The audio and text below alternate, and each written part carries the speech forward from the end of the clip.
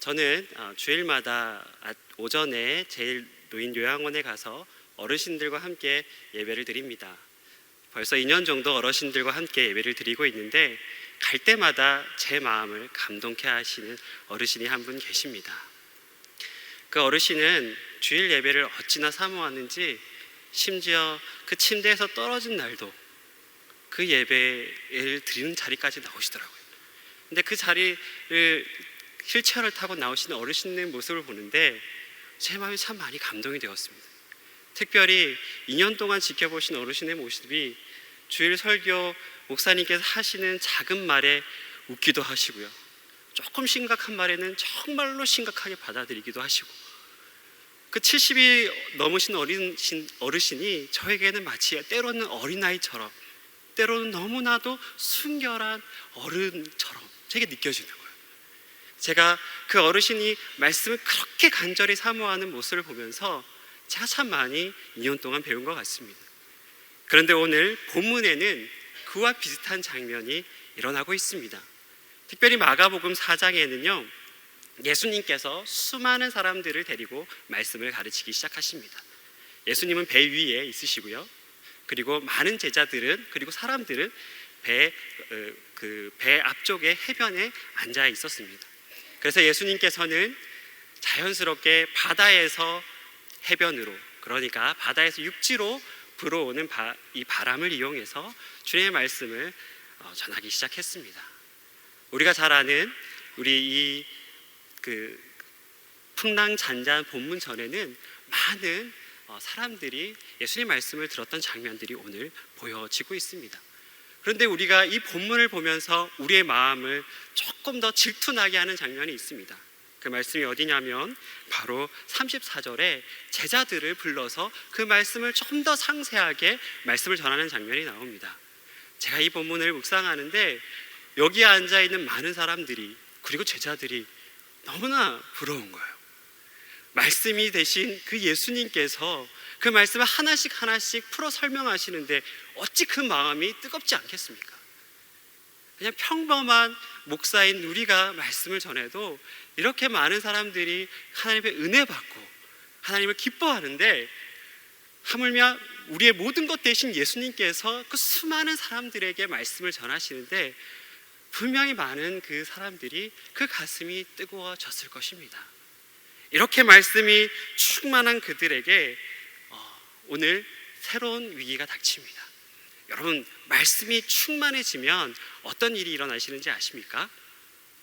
말씀이 충만해지면 무언가를 행하고 싶습니다. 그러니까 그 말씀대로 살아가고 싶은 거죠. 제가 고등학교 때 고린도전서의 말씀을 깊이 읽다가 그 고린도 말씀 중에 고린도 7장에 꽂혔습니다. 그 말씀이 꽂혀가지고 야간 자율학 시간에 그 말씀을 들고 어머니에게 갔습니다. 심각한 표정으로, 엄마, 나 어려운 결정을 했어. 나 이제부터 독신으로 살 거야.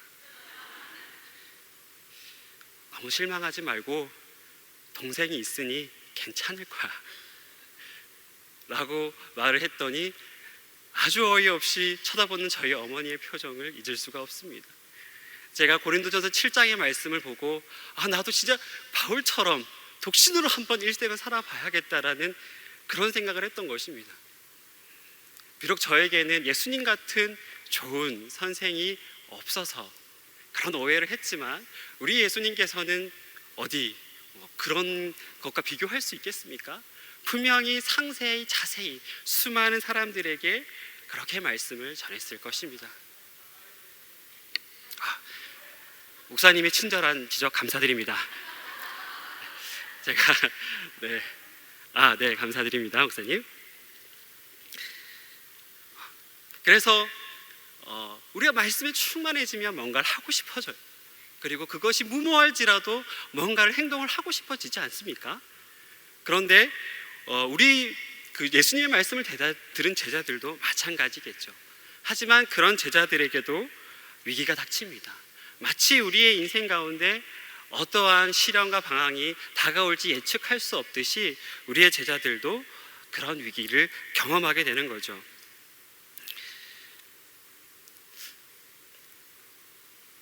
여러분,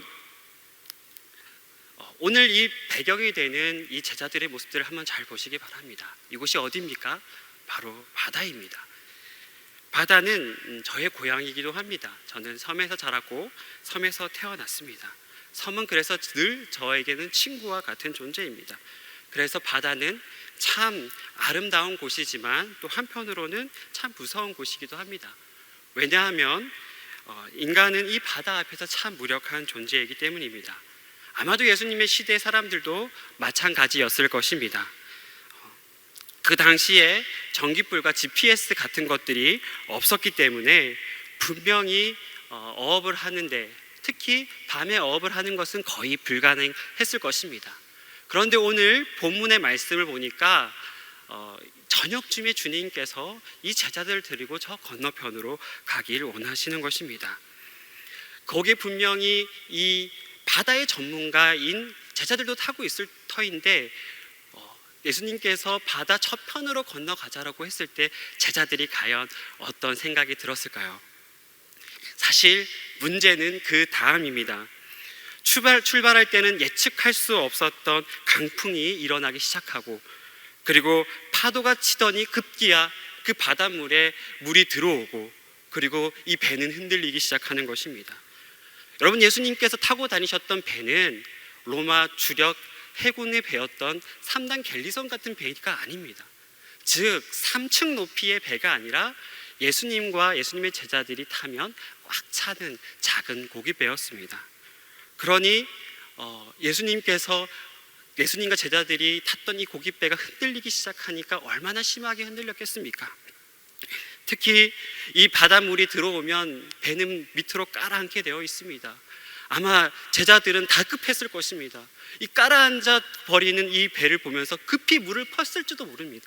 하지만 비바람이 치고 강풍이 치는 이 상황 속에서는 이 물을 퍼는 것보다 더 빠른 속도로 물이 들어왔을 것이죠. 여러분, 이 심각한 상황 속에서 이제 우리는 죽었겠구나라는 생각을 드는 것이 당연하지 않겠습니까? 성도 여러분, 우리의 삶도 마찬가지 아닙니까? 우리가 늘 주님의 꿀송이와 같은 그 말씀을 듣고 그 말씀으로 살아가려고 하지만 우리가 이 세상에 나아갔을 때 어쩔 수 없는 그런 풍랑을 만나게 됩니다. 우리의 힘으로는 도저히 어떻게 할 수 없는 풍랑을 만나게 되는 거죠. 그런 풍랑을 만날 때 우리는 과연 어떻게 합니까? 저는 청년들을 바라봅니다. 청년들과 많은 상담들을 하면서 이 청년들의 삶이 때로는 이 풍랑 위에 있는 제자들의 모습을 같이 느껴질 때가 참 많습니다. 자기들은 정말 열심히 살고 싶어 합니다. 여기 앉아 있는 청년들 중에 그 어느 누구도 열심히 살고 싶지 아니하는 청년들이 없습니다. 만약 그런 청년들은 지금 집에 있습니다. 여기 앉아 있는 청년들은 자기의 인생을 힘껏 마음껏 살아가고 싶어 하는 청년들인 겁니다. 근데 그런 우리의 삶 가운데 이런 풍랑이 다가올 때가 있다는 거죠. 성도 여러분, 그리고 사랑하는 청년 여러분, 그럴 때 여러분들 반드시 한 가지를 기억하셨으면 좋겠습니다. 그것은 풍랑 속에 있을 때 우리와 똑같은 눈높이를 하고 오시는 예수님이 계시다는 사실입니다. 제가 다시 한 번 더 얘기하겠습니다. 풍랑 속에 있을 때 똑같은 눈높이로 함께 하시는 예수님이 계시다는 사실을 기억하시길 바랍니다. 오늘 본문을 보면서 그 무엇보다도 큰 기적이 하나 숨어져 있습니다. 그것이 무엇이냐면 우리 주님께서 배의 후미, 그러니까 작은 고깃배의 끝쪽에서 주무시고 계셨다는 사실입니다. 그렇게 큰 풍랑이 치고 있는데 우리 주님께서는 태연하게 그 배의 후미에서 주무신 거죠. 저는 돈을 주고 놀이기구를 타는 걸 별로 좋아하지 않습니다. 제 금쪽 같은 돈을 주고 바이킹 같은 놀이기구를 타서 자극적인 흥분 상태를 만드는 것을 아주 매우 싫어합니다. 하지만 세상 살다 보면 늘 원하는 대로 살 수 있겠습니까? 바이킹 같은 거를 탈 때가 있습니다. 그러면 저는 바이킹에 가장 할 수 있는 대로 가장 중간에 앉습니다. 왜일까요? 흥분 상태를 조금 가라앉히기 위해서 가능하면 좀 덜 흔들리는 중간에 앉습니다. 근데 우리 주님께서는 오늘 이 고깃배의 가장 후미에 앉으셨어요. 저는 솔직히 이 본문을 묵상하는데 상상이 가지 않습니다. 통통배보다 더 작고 낮은 배가 흔들리는데 과연 우리 주님께서 어떻게 거기서 주무셨을 수 있었을까? 아니, 왜 우리 주님께서는 꼭 그곳에서 주무셔야만 했을까? 이런 질문이 제 마음속에 들기 시작하는 것입니다. 그것은 사실 예수님께서 그 전에 가르쳤던 가르치심과 밀접한 관련이 있습니다. 예수님께서 마가복음 4장에서 사람들을 데려놓고 가르친 내용이 무엇입니까? 그것을 4장 30절에 간단하게 요약을 하고 있습니다. 예수님께서 가르치셨던 내용은 바로 하나님의 나라에 대한 비유였던 것입니다. 다른 말로 말하면 이 땅에 있는 것이 아니라 하나님의 참 생명과 하나님의 참 놀라운 은혜의 그 하나님의 나라에 대한 것을 아주 긴 시간 주님께서는 많은 사람들에게 가르쳤다는 것이죠. 그러니까 이 땅에 있는 것이 아니니까 설명이 어렵겠습니까? 힘들겠습니까, 여러분? 쉽지 않죠. 그러니까 비유로 가르치신 겁니다. 그들이 잘 알아들을 수 있는 비유로 가르치신 거죠. 그래서 그들에게 하루 종일 가르쳤습니다. 하나님의 나라는 너희들이 생각하는 사망과 죽음의 나라가 아니라 그 사망과 죽음의 나라를 뛰어넘는 생명과 소망과 부활의 나라다. 너희들은 아직 잘 알지 못하겠지만 그 나라가 예수 그리스도를 통해서 오는 것이라고 여러분 가르치지 않았겠습니까? 그런데 제자들은 그 폭풍우 치는 그 상황 속에서 그 하나님의 나라에 대한 메시지가 싹 사라져 버렸습니다. 그리고 오직 우리 주님만이 배 후미에서 콘히 잠을 주무시면서 하나님의 나라의 온전한 평화를 누리고 계셨던 것입니다. 근데 그 하나님의 나라의 온전한 평화를 깨뜨린 사람이 누굽니까? 오늘 본문에 보면 제자들이 우리 주님을 다급한 목소리로 흔들어 깨웁니다. 공포에 질린 제자들이 이렇게 얘기합니다. 주님, 우리들이 죽게 된 것을 왜 돌보지 아니하십니까? 공포에 질린 그 제자들이 예수님을 흔들어 깨우면서 그렇게 소리쳤습니다. 그 상황 속에서 이 제자들은 아무것도 보이지 않았을 것입니다. 여러분들이 예수님이라면 어떻게 했을까요?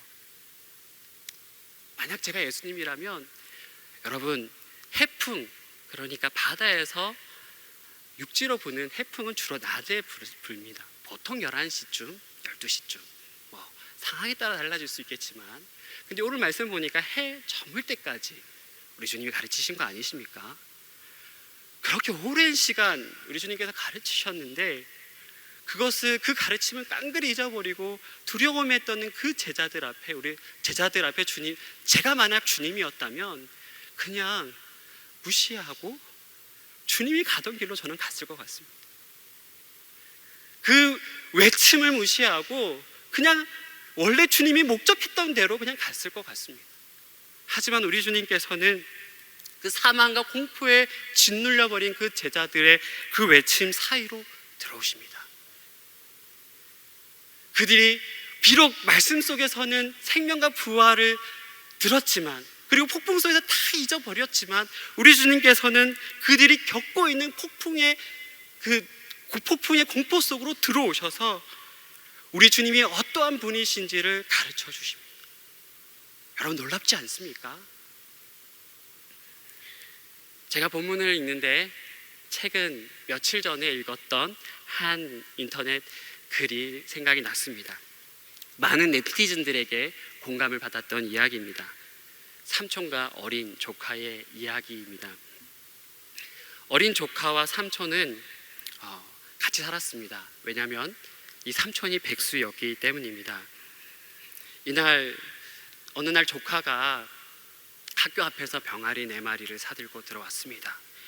그 모습을 본 삼촌은 저 병아리 곧 죽겠지 라고 생각을 했습니다. 그런데 조카의 그 한마디, 삼촌 이 병아리 밥 어떻게 줘? 라는 그 한마디에 이 삼촌은 이 어린 조카와 함께 병아리를 키우게 됐습니다.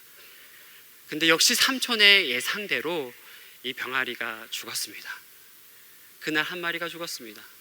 그리고 그 다음날 한 마리가 비실비실 대더니 또 한 마리가 죽었습니다. 그리고 이 삼촌은 이 조카에게 친절하게 설명합니다. 이 병아리는 죽은 게 아니라 자는 거란다. 그런데 역시나 이 두 마리만 남은 병아리 중에 한 마리가 보이지 않는 겁니다. 알고 봤더니 키우던 개가 자기 먹이로 먹어버렸습니다. 나머지 남은 이 한 마리를 이 삼촌은 붙들고 어떻게든 살려보려고 노력을 했습니다. 왜냐하면 이 어린 아이, 이 조카의 마음을 지켜주고 싶었기 때문입니다. 그런데 아니나 다를까 역시 이 마지막 남은 한 마리도 비실비실 거리며 해롱해롱 거리는 것입니다. 그 모습을 본 조카가 펑펑 울기 시작했습니다. 삼촌, 이 병아리 살려내, 병원 데려가, 이렇게 애원을 했습니다. 그래서 이 삼촌은 어이가 없었지만 이 어린아이의 조카의 마음을 지켜주기 위해서 동물병원으로 갔습니다. 그리고 동물병원으로 다급히 뛰어가서 의사 선생님에게 이 병아리를 살려야 된다라고 얘기를 했습니다. 그랬더니 의사 선생님은 말없이 10초 동안 멍하니 지켜봤습니다. 그리고 이 병아리를 진찰을 하고 링거를 마치고 비실비실거리는 병아리를 살린 것입니다. 그리고 병원비 내역서를 살펴보았습니다. 병원비가 20만 원이 나온 겁니다. 그래도 그 20만 원을 썼지만 그럼에도 불구하고 이 어린 조카의 마음을 내가 상하지 않았다라는 그 마음으로 만족해하며 집으로 돌아가는 길에 그 병아리는 조카의 손에서 깨꼬락 죽었습니다. 근데 이 너무나 아무것도 아닌 이 이야기가 이 강팍한 시대 가운데 많은 네티즌들에게 공감을 받았습니다. 그리고 대부분 댓글이 이런 댓글이 달렸습니다. 요즘 시대에 참 찾아보긴 힘든 삼촌이다. 이런 댓글들이 하나씩 올라와 있는 것들을 보면서 오늘 본문이 그냥 불현듯 떠올랐습니다. 하루 종일 일주일 내내 이 본문을 묵상하다 보니까 별거 아닌 것도 이렇게 본문과 연계가 되더라고요. 그러면서 우리 주님이 떠올랐습니다. 어쩌면 우리는 주님 눈에는 이 500원짜리 병아리가 죽을까 두려워하고 있을지도 모르겠다는 생각이 들었습니다. 마치 우리가 이 500원짜리 병아리가 우리의 인생의 폭풍이라고 생각하고 주님 앞에 우리 주님 죽겠습니다라고 간절히 애원하는 것은 아닌지 한번 생각이 들었습니다. 혹시 제가 이 500원짜리 병아리를 데리고 주님 어떻게 해야 하나요? 울고 있는 모습이 제 모습은 아닌가라는 생각이 들었던 것입니다. 그런데 우리 주님께서는 그건 500원짜리 병아리야라고 말하지 않고 이 삼촌처럼 그들이 울고 있는 자리로 들어가셔서 그의 눈높이에서 주님께서는 말씀하고 계신 것입니다. 여러분 놀랍지 않습니까? 그게 바로 우리 주님의 사랑이며 우리 주님의 함께 하심의 방법입니다. 제가 바로 어제 어떤 청년과 상담을 하게 되었습니다. 이 청년은 기독교 NGO 해외 사업을 지원하는 그런 청년이었습니다. NGO에서 다니는 이 청년은 해외 사업을 지원하기 때문에 많은 상담 제도가 문의합니다. 그런데 그 청년의 말에 의하면 요즘 참 많은 난민들이 있다라고 합니다.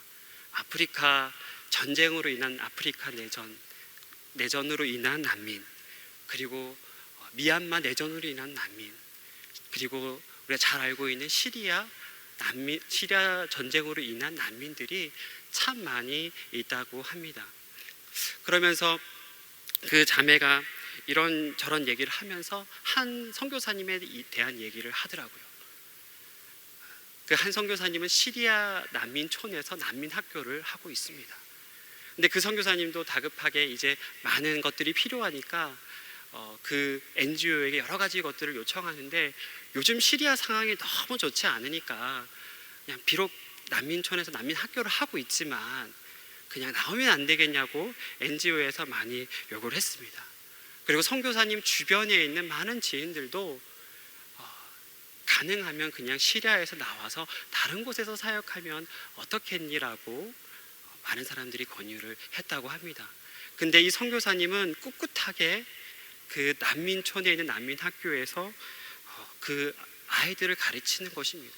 어떠한 말에도 요동하지 않고 그 난민들을 가르치길래 그 NGO에 있었던 어떤 한 간사가 물어봤습니다. 선교사님, 왜 도대체 뭐 때문에 그곳이 아니라도 사역이 할 곳이 참 많은데 그곳에서 사역을 하시나요? 라고 질문을 했더니 그 선교사님께서 이렇게 이야기를 했습니다. 저는 전쟁으로 누군가에게 쫓겨난 난민들의 무리에서 그 무리로 거슬러 올라가시는 예수님을 봤습니다. 그래서 그들과 함께 할 수밖에는 없습니다. 제가 이 말을 듣는데, 바로 어제 이 말을 듣는데 제 심장이 떨리는 겁니다. 제 온몸에 전율이 나는 겁니다. 그러면서 오늘 본문이 또한 이렇게 오버랩돼서 생각이 들었습니다.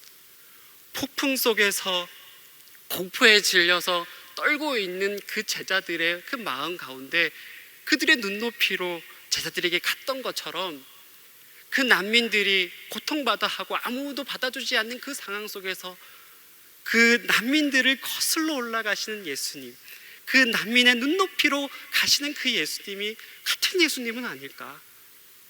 그리고 나의 예수님, 또 우리의 예수님은 아닐까라는 생각 때문에 제 온몸이 떨리고 전율이 일어났습니다. 제가 지금까지 청년 사역을 하면서 한 가지 흔들리지 않는 믿음이 있습니다.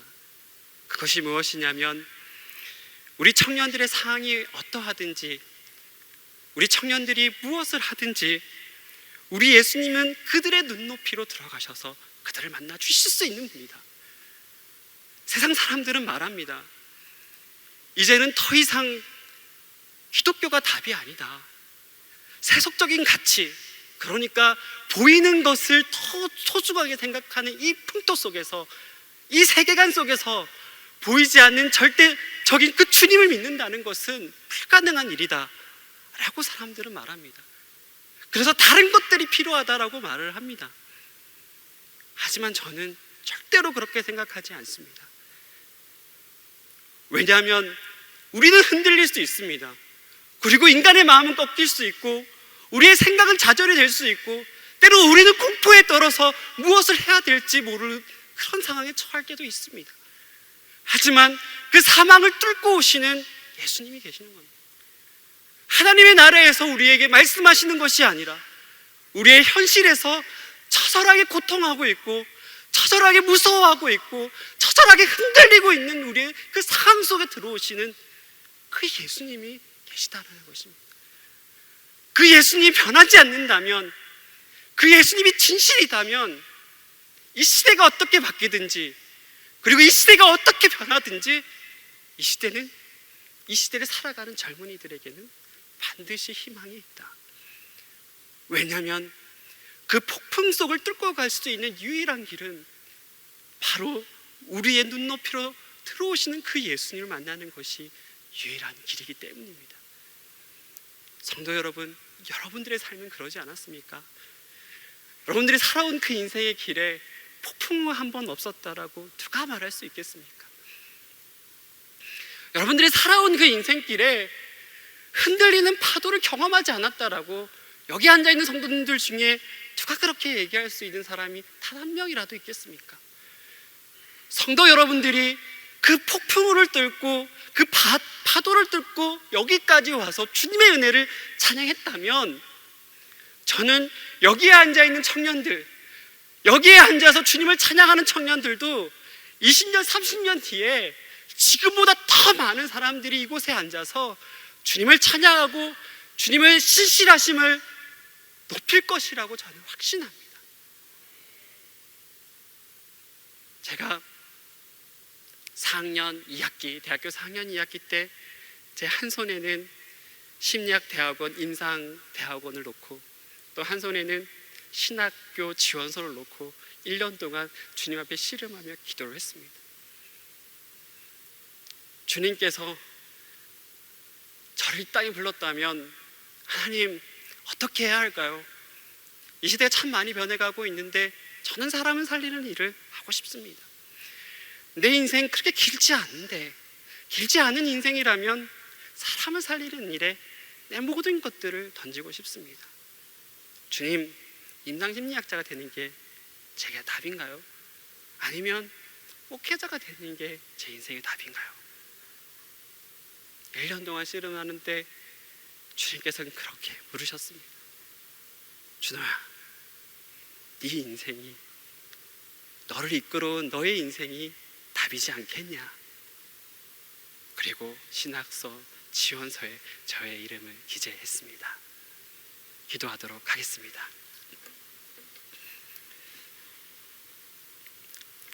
사랑과 은혜가 많으신 하나님 아버지, 감사를 드립니다. 우리의 삶이 폭풍우가 몰아치고 우리의 삶이 흔들린다 할지라도 하나님, 우리의 눈높이로 내려오셔서 우리와 함께 하시는 주님이 계시기에 우리는 다시 일어날 수 있음을 고백합니다. 하나님, 저희들이 늘 말씀을 듣습니다. 불송이와 단 그 말씀을 가지고 세상 속에 살아가려고 아둥바둥 노력하고 있습니다. 그래서 주님 너무 기쁩니다. 그 주님 때문에 저희들 너무 기쁩니다. 하지만 주님, 때로는 우리가 어찌할 수 없는 그 폭풍을 만나서 때로는 좌절할 때도 있고 넘어질 때도 있습니다. 하지만 주님, 여기에 앉은 모든 성도님들 그리고 우리 청년들을 주여 붙잡아 주셔서 그들의 삶으로 돌아오셔서 죽음과 사망에 있는 그들을 생명과 부활로 살려 주시옵소서. 그들을 구원하여 주시옵소서. 예수님의 이름으로 기도드렸습니다.